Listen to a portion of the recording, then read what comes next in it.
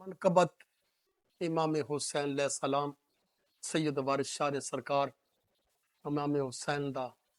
کیویں ذکر کیتا جناب؟ حضرت حسن حسین دی ذات علی علی شیر خدا دے شیر دوویں لگتے جگر رسول بطول جائی عاشق رب دے مرد دلیر دوویں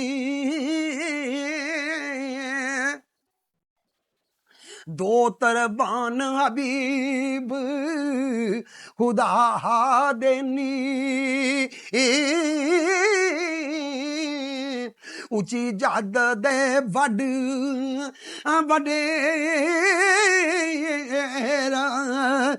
دوویں رب پاک ایت قدسی بھیج دتی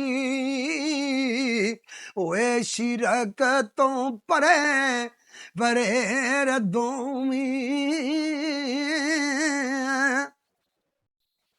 تے جنہ کدے سوال نہ رد کیتا وکیرا مولا کئی ویرا دوویں منزل عشق دی جنہ ثبوت کیتی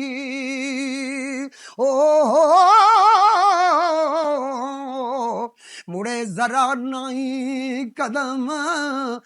پھیر دوویں تیگ عشق دی نال شہید ہوئے اٹھے ظالم موزیاں آنکھے دوویں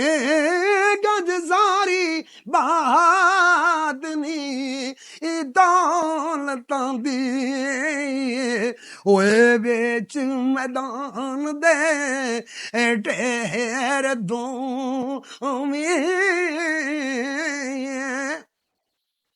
درجے پاک شہادت دے رب بخشی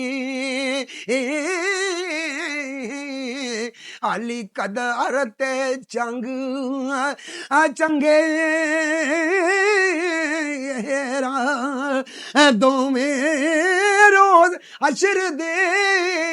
امتی آسیاں دی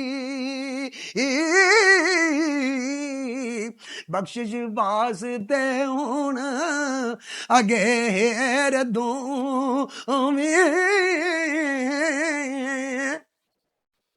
مہربان تمامیاں مومناں دی مددگار نی سنج سویر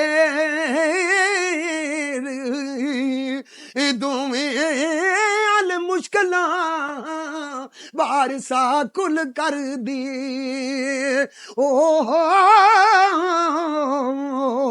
ہتھو ہتھ نی لام دے دیر دوویں